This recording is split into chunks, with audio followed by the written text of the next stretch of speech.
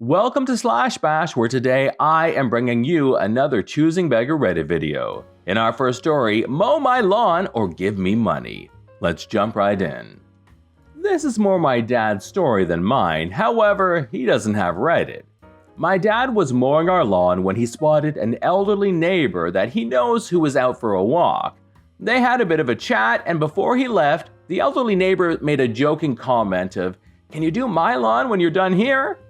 Now, my dad gets along well with the elderly neighbor and knows that he doesn't have much of a lawn to speak of, more like a strip of grass by the sidewalk, and that he struggles to mow it.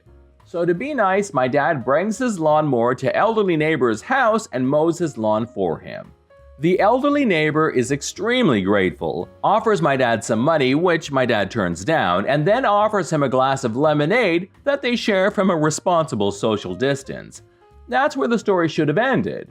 Just a cute story about neighbors being nice. But elderly neighbor lives next to a choosing beggar. Choosing beggar is an elderly, disabled, or in any other way incapable of mowing her own lawn. She just doesn't like to do it.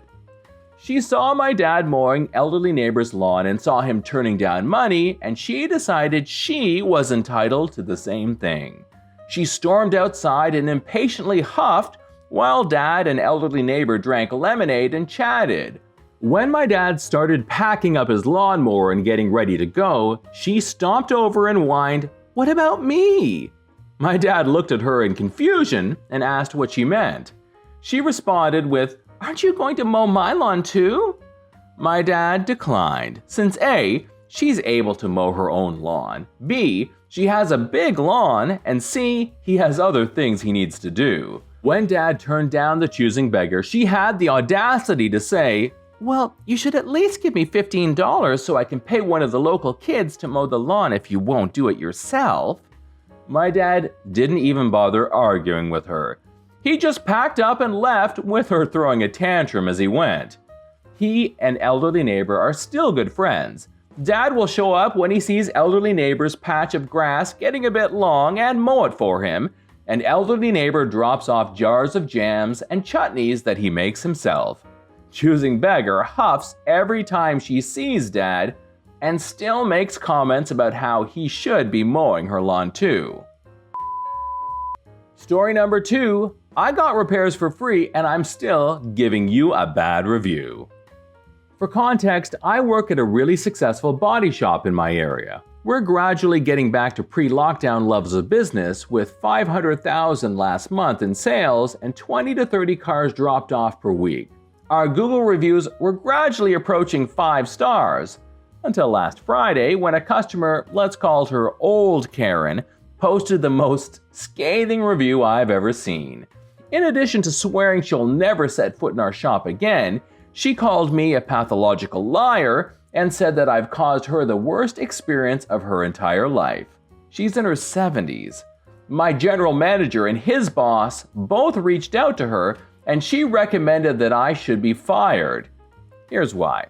Last month, the service manager, let's call him Chris, for a local Lexus dealership, personally drove a pear white 2007 RX 350 to our shop and handed me the keys. I knew it wasn't his vehicle because we had just repaired his 2021 Avalon about a month prior.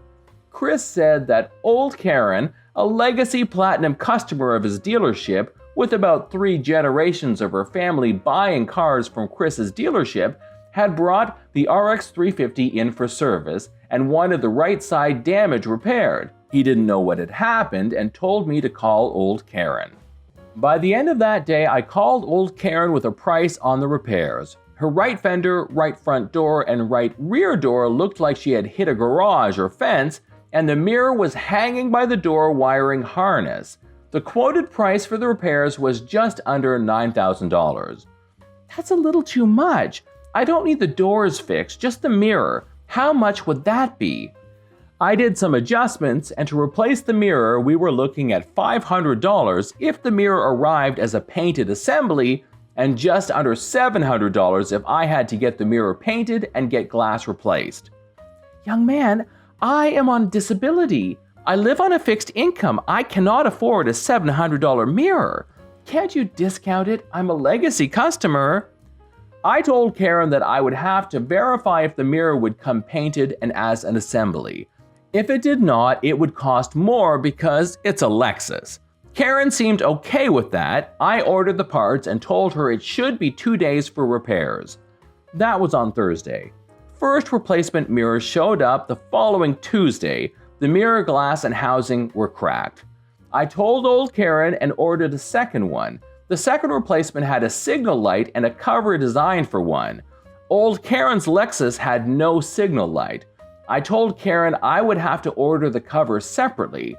The correct cover didn't come in until the following Thursday, over a full week later, and would have had to be painted.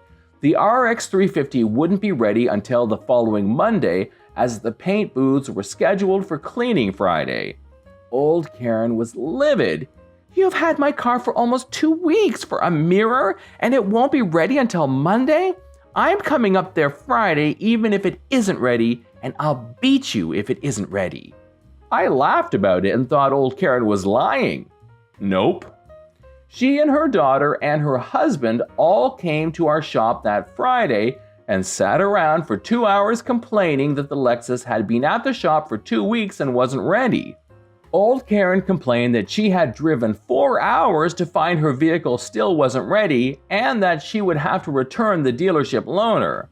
The general manager showed old Karen the booths being cleaned, and I showed her photos of the damaged mirrors that had arrived previously. Old Karen seemed content and headed home. Monday morning came and Chris from the Lexus dealership called. Hey, just wanted to make sure old Karen's Lexus is ready to go and used all Lexus parts. We're covering the loaner and her repair cost. She is a Platinum Legacy customer and we can't risk her being unhappy. I told him it was ready to go. Not only did Chris send someone to pay us for the repairs, but he also sent someone to pick up old Karen's Lexus and drive it 4 hours to her house. And that is the service that led to the most scathing review I have ever seen.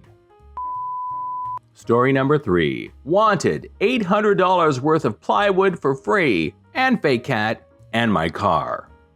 Everyone knows the cost of plywood is sky high right now at around $70 to $80 per sheet.